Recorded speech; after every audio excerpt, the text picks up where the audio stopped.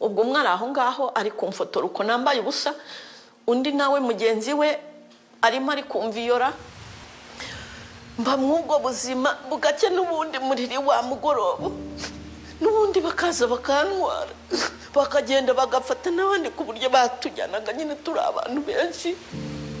Lorsque j'étais dans les entretiens avec ces femmes et qu'elles me racontaient ce qu'elles avaient subi, ce que les soldats français avaient commis, eh bien, en tant que Français, je ressentais une gêne parce que ces femmes ont porté plainte et elles attendent encore justice.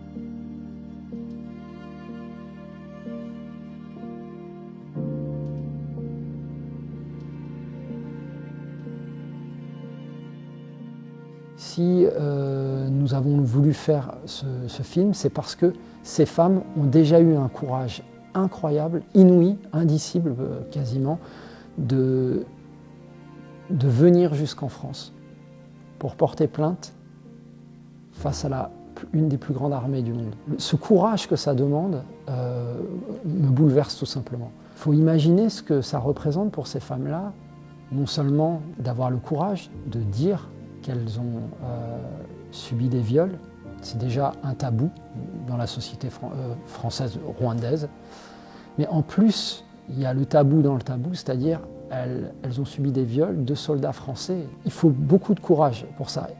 Et le courage est tellement fort qu'elles ont pris un avion, elles sont venues jusqu'à Paris pour témoigner devant un juge d'instruction. Enfin, ça, c'est fou. Et donc, si elles n'avaient pas fait toute cette démarche-là, moi, je n'aurais pas eu le courage, je pense, tout simplement, d'allumer une caméra et de leur demander racontez-moi votre vie. Twebwe nyine no kumva ngo umuntu umuzungu iby'abana tukumva mbese nibwo tugize amahoro, abazungu ahubwo nabo baza ari ibibazo birenze n'ibyo twari dufite. Ibyo dufite twari tumaze kubimenyera, barangije ahubwo aba ari bo batuzanira ibindi bibi.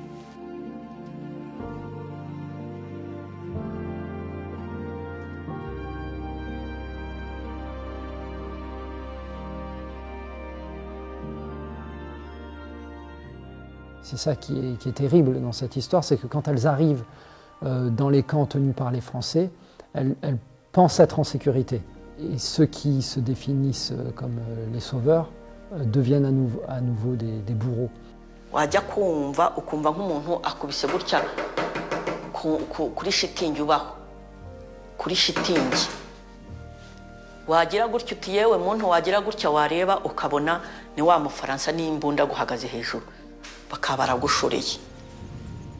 Ubwo umwe ari aho ngaho ari kumfotora uko nambaye ubusa, undi nawe mugenzi we arimo ari kumviyora, mba mw'ubwo buzima bugake n'ubundi muriri wa mugoroba, n'ubundi bakaza bakantwara bakagenda bagafata n'abandi ku buryo batujyanaga nyine turi abantu benshi.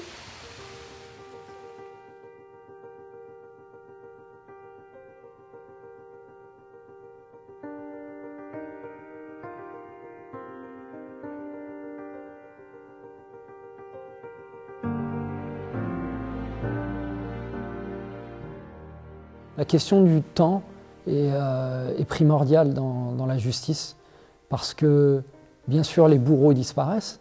Il y a le temps qui passe, il y a les preuves qui s'effacent parce qu'on le voit aussi dans le documentaire, mais les paysages changent, la mémoire s'altère. Donc tout ça fait qu'il y a une urgence qui est indéniable, il y a une urgence qui est là. Il faut tout de suite que ces procès puissent avoir lieu. Elles ont les noms des soldats français.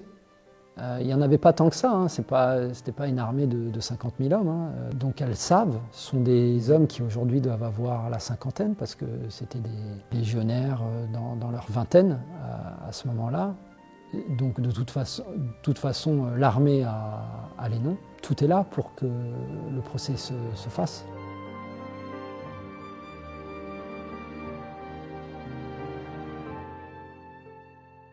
Qu'est-ce qui fait que ça mette autant de temps? C'est une question que j'aimerais moi-même poser à la justice française. Souvent on nous rétorque le manque de moyens. Mais est-ce que Pour un crime contre l'humanité, dans un pays comme la France, on peut avoir ce genre d'excuses. Je ne pense pas. Donc, je crois qu'il faut aussi qu'il y ait une volonté politique, qu'il y ait une volonté médiatique, aussi que l'opinion publique réclame cette justice pour d'une certaine façon faire en sorte que tout avance. Il est question de transmission dans le film.